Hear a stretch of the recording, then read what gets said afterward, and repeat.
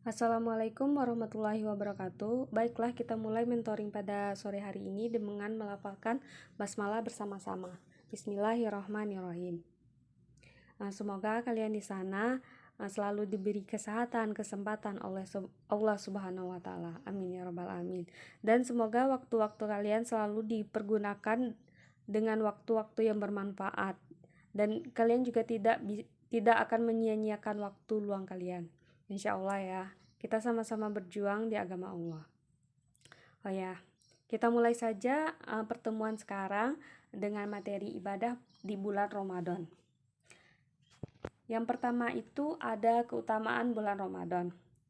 Yang pertama, bulan diturunkannya Al-Quran. Jadi, Allah berfirman dalam surat Al-Baqarah ayat 185 yang artinya bulan Ramadan adalah bulan yang di dalamnya diturunkan Al-Quran sebagaimana petunjuk bagi manusia dan penjelasan petunjuk tersebut dan pembeda antara yang benar dan yang batil. Jadi pada bulan Ramadanlah diturunkannya Al-Quran oleh Allah Subhanahu wa taala. Di Al-Quran tersebut kita mengetahui bahwa kebenaran itu ada dan kebatilan itu harus kita hindari. Jadi begitu. Yang kedua itu ada bulan Ramadan terjadinya perang Badar, perang yang dilakukan kaum muslimin. Jadi pada bulan Ramadan juga terjadi perang Badar, yaitu umat Islam melawan kaum kafir Quraisy yang terjadi pada tanggal 17 Ramadan yang bertepatan pada 2 Hijriah. Perang Badar ini terjadi pada hari Jumat. Perang Badar ini juga terjadi banyaknya pertumpahan darah antara kaum muslimin dan kaum Quraisy. Jadi pada hari tersebut itu hari pemisah antara kebenaran dan kebatilan. Di mana dalam peristiwa perperangan ini umat Islam memang benar-benar diberi ujian oleh Allah dengan akidahnya yang kokoh. Jadi keimanan kaum muslimin itu emang benar-benar diuji, betul-betul diuji oleh Allah, sehingga Allah menurunkan pertolongan yang besar bagi kaum muslimin untuk memenangkan mereka dari musuh-musuhnya tersebut. Jadi memang pertolongan Allah itu ada. Jadi tinggal kitanya saja yang bersungguh-sungguh atas menolong agama Allah itu apa enggak. Jadi memang di perperangan Badar ini emang diuji oleh Allah dan juga ditolong oleh Allah. Jadi pertolongan Allah itu memang benar ada. Yang ketiga yaitu bulan terjadinya Fathul Makkah atau kemenangan atas kota Mekah. Mungkin ini ya berbeda dengan perang Badar. Fathul Makkah ini nggak terjadi perlawanan antara kaum Quraisy dengan kaum umat Islam. Jadi itu umat Islam itu mengambil alih Mekah dari kafir Quraisy tanpa adanya perlawanan perang, dan juga tak ada pertumpahan darah, dan Ka'bah dan sekitarnya Masjidil Haram disucikan oleh kaum muslimin seperti sesembahan dia kan, seperti patung gitu atau berhala lainnya. Yang keempat itu bulan terjadinya pemindahan kiblat umat Islam dari Baitul Maqdis ke Baitul Haram. Ketika itu Nabi Muhammad sedang menghadap Baitul Maqdis di Yerusalem, tapi Allah menurunkan wahyu yang menjawab doanya selama ini ya. Dulu itu emang di Baitul Maqdis itunya kiblatnya. Jadi wahyu yang terekam dalam surat Al-Baqarah ayat 144 itu bisa teman-teman lihat sendiri artinya. Itu memerintahkan Nabi Muhammad berpaling ke Masjidil Haram Mekah. Jadi kiblatnya itu berpaling ke Masjidil Haram Mekah gitu. Selanjutnya itu keutamaan beramal di bulan Ramadan. Keutamaannya itu ada menghapus dosa ya. Itu ada pada hadis riwayat Bukhari dan Muslim yang artinya barang siapa yang berpuasa bulan Ramadan karena iman dan mengharapkan pahala akan diampuni dosa-dosanya yang telah lalu. Jadi kalau kita memang benar-benar mengharapkan pahala dari Allah, kita sungguh-sungguh menjalankan ibadah puasa, menjalankan amal yaumi kita pada bulan Ramadan, maka insya Allah akan diampuni dosa-dosa kita yang telah lalu. Mungkin yang dimaksud dalam mengharapkan pahala ya, yang di hadis yang saya sebutkan tadi itu mungkin keinginan mendapatkan balasan pahala dari Allah Ta'ala. Jadi gitu, kita itu emang harus berkeinginan loh untuk mendapatkan balasan pahala dari Allah. Jadi semoga dosa-dosa kita yang lalu itu diampuni oleh Allah Subhanahu wa Ta'ala, dan kita bisa juga melaksanakan puasa kita pada bulan besok ya, yang bertepatan pada hari Selasa besok. Semoga kita bisa menjalani ibadah puasa kita dengan semaksimal mungkin yang kita bisa. Selanjutnya, dibukakannya pintu surga. Mungkin ini kita membahasnya tentang hadis riwayat Bukhari dan Muslim juga ya. Di dalam hadis ini terdapat, apabila Ramadan telah tiba, pintu surga dibuka, pintu neraka ditutup, dan setan dibelenggu. Jadi kita itu ada kesempatan besar loh untuk beramal soleh kepada Allah Subhanahu wa Ta'ala dengan memaksimalkan amalan kita. Seperti kita itu kan bisa membaca Al-Quran 1 juz dengan targetan 1 juz atau 2 juz gitu. Jadi kita itu harus sudah mempunyai target untuk kita capai di bulan Ramadan. Jangan sampai amal ibadah kita itu sia-sia. Jadi sudah dijelaskan pada hadis tersebut, pintu surga itu dibuka loh, pintu neraka ditutup, dan setan terbelenggu. Jadi godaan setan itu udah berkurang. Jadi kita itu punya kesempatan besar untuk melakukan amal ibadah dengan semaksimal mungkin gitu. Dan yang ketiga itu mendapatkan berbagai kebaikan. Jadi banyak banget kebaikan yang ada di bulan Ramadan. Pada hadis Bukhari ya, dan Muslim juga, setiap amal kebaikan yang dilakukan oleh manusia akan dilipat gandakan dengan 10 kebaikan, semisal hingga 700 kali lipat. Allah Ta'ala berfirman, kecuali amalan puasa tersebut adalah untukku. Aku sendiri akan membalasnya, disebabkan dia telah meninggalkan syahwat dan makanan karenaku. Bagi orang yang berpuasa dan mendapatkan 2 kebaikan, yaitu kebaikan ketika dia berbuka dan kebaikan ketika berjumpa dengan Robnya. Sungguh bau mulut orang yang berpuasa lebih harum di sisi Allah daripada bau minyak katsururi. Jadi gitu teman-teman, puasa itu sangat baik di mata Allah. Jadi puasa itu untuk Allah loh, untuk Allah. Jadi kita itu cuma menahan lapar, menahan syahwat, menahan nafsu ya kan, cuma gitu doang. Jadi ya kita itu harus memaksimalkan lah ibadah kita di bulan Ramadan ini. Jadi katanya juga kan, bau mulut orang berpuasa itu lebih harum di sisi Allah daripada bau minyak kasturi. Jadi Masya Allah banget kan, itu bayanginlah bau. Kadang kita agak minder ya ngomong kalau puasa gitu kan. Jadi jangan minder teman-teman, gak apa-apa. Kita itu mulia di mata Allah walaupun kita rendah di mata manusia gitu. Dan juga di bulan Ramadan itu banyak sekali lipat-lipatan pahala yang bisa kita lakukan. Seperti kita puasa aja ya, puasa, menjalankan puasa, sholat tarawih, sholat wajib apalagi ya harus dikerjakan gitu. Jadi kita itu harus benar-benar memaksimalkan ibadah kita di bulan puasa. Dan selanjutnya macam-macam ibadah di bulan Ramadan. Yang pertama itu ya tentulah ya ada puasa.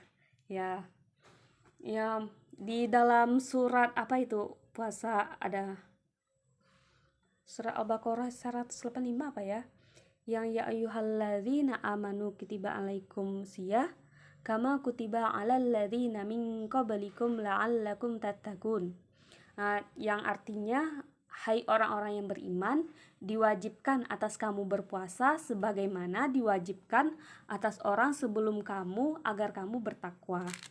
Jadi, firman Allah tersebut menjelaskan bahwa kita melaksanakan puasa Ramadan adalah wajib hukumnya, di mana merupakan bentuk pertanggungjawaban kita sebagai manusia ya kepada penciptanya secara langsung, serta kegiatan yang menyangkut hablum minallah, yaitu hubungan dengan Allah. Jadi puasa di bulan Ramadan itu wajib. Jadi kita bisa memaksimalkan untuk meningkatkan hablum minallah kita, atau meningkatkan hubungan kita kepada Allah Subhanahu wa yang merupakan pencipta manusia. Selanjutnya ada sholat tarawih. Ada nggak sih dari teman-teman yang bolong sholat tarawihnya atau gimana, atau males? Kadang imamnya panjang-panjang ayatnya gitu kan, jadi males pergi. Terus di rumah juga males ngerjain itu sholat tarawih karena nggak ada imamnya gitu. Jadi terdapat dua pendapat pengerjaan sholat tarawih. Yang pertama itu sholat tarawih 8 rakaat dan 20 rakaat. Jadi biasanya teman-teman itu mengerjakannya 8 rakaat apa 20 rakaat sih? Kalau di tempatnya aku sih 20 rakaat. Tapi aku carinya yang 8 rakaat itunya, masjidnya. Dengan contoh ya. Jadi sholat tarawih 8 rakaat ini terdapat dilakukan dalam formasi 4 rakaat sekali salam atau 2 rakaat sekali salam. Sementara yang sholat tarawih 20 rakaat itu dikerjakan dengan 2 rakaat demi 2 rakaat sampai 20 rakaat gitu. Jadi ditambah dengan witir ya biasanya kalau di masjid-masjid. Kadang orang juga nggak witir kan, dia itu pengennya witirnya pas sholat qiyamul lail. Jadi itu mungkin alasan orang yang nggak witir di sholat tarawih. Yang ketiga itu ada itikaf. Itikaf itu kalau menurut saya sih ya, itu berdiam diri di dalam masjid dengan niat semata-mata karena Allah Subhanahu wa taala. Jadi kita itu bisa melakukan kapan saja, hukumnya sunnah bagi seluruh umat Islam. Itikaf itu harus dilakukan di masjid dan lebih utama dilakukan pada 10 hari terakhir di bulan Ramadan. Jadi ya banyak banget orang yang mencari itikaf di masjid-masjid yang nyaman gitu. Jadi supaya ibadahnya nyaman, ibadahnya tenang gitu kan. Kemarin ya ini saya cerita sedikit. Kemarin saya itu pergi ke Jansut yang masjid Jenderal Sudirman kan. Kemarin itu kebetulan buka puasa bareng, buat puasa Kamis kemarin. Itu ada ibu-ibu yang di sana udah ngekos di dekat Jansut. Jadi dia itu ngekos loh, bayangin ngekos demi mendapatkan sholat di masjid sana, sholat tarawih di sana gitu, demi meningkatkan ibadah dia gitu. Jadi semangat ibu-ibu itu Masya Allah ya. Kadang kita merasa sedih, kita yang masih muda, masih kuat, malah malas-malesan. Sedangkan ibu-ibu udah tua renta, malah milih ngekos loh teman-teman. Jadi ya kita bisa belajar dari beliau. Jadi kita bisa memanfaatkan masa muda kita itu dengan beribadah. Jangan gengsi kita dengan ibadah, karena ibadah itu untuk diri kita sendiri, bukan untuk memperlihatkan kepada teman-teman kita, gue ibadah. Tapi mereka itu mereka itu sering mengolok-olok kita. Walaupun mereka sering mengolok-olok kita, kita jangan pernah bosan, karena kita itu menegakkan agamanya Allah, agama kebaikan, agama yang diridhoi Allah. Jadi kita itu harus yakin dengan agama kita sendiri, jangan kita ragu dengan agama kita sendiri ya. Jadi begitu saja. Dan juga di bulan puasa itu ada zakat teman-teman. Pasti teman-teman bayar zakat terus kan ya? Ya pastilah ya, insya Allah bayar zakat fitrah. Itu merupakan kewajiban atau sunnah wajibah atas semua individu umat Islam, umat muslim. Jadi zakat fitrah mengandung hikmah serta keutamaan yang perlu diketahui. Keutamaan zakat fitrah itu adalah untuk membersihkan, menurut orang-orang yang itu ya, membersihkan harta dan serta jiwa kita.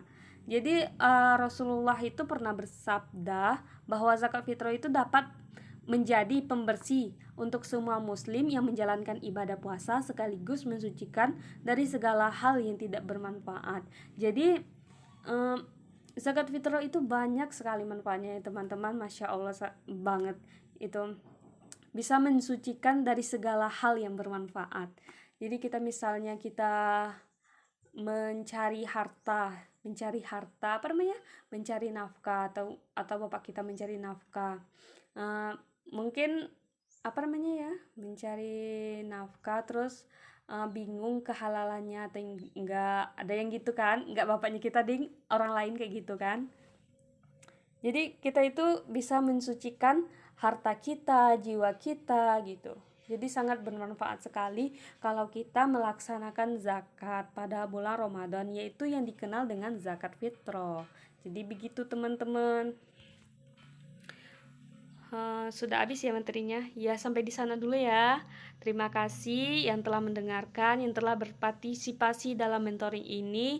Semoga kalian selalu melaksanakan ibadah amal yaumi kalian dengan semaksimal mungkin. Apalagi ya, kita itu akan memasuki bulan Ramadan. H-3, H-4 sekarang ya. Jadi kita itu harus semangat dalam beribadah. Jadi ya teman-teman, mohon maaf atas segala kekurangan saya. Mungkin di selama mentoring ini saya banyak kesalahan, dan juga kita mau memasuki bulan Ramadan. Jadi mohon maaf lahir dan batin banget saya kepada teman-teman. Jika ada kesalahan, mohon dimaafkan ya. Sekali lagi saya minta maaf banget. Jadi kita sama-sama memaafkan ya. Semoga amal ibadah kita di bulan Ramadan nanti itu diterima di sisi Allah dan berkah amalan yang kita jalani. Jadi segitu saja saya akhiri. Wassalamualaikum warahmatullahi wabarakatuh. Semangat.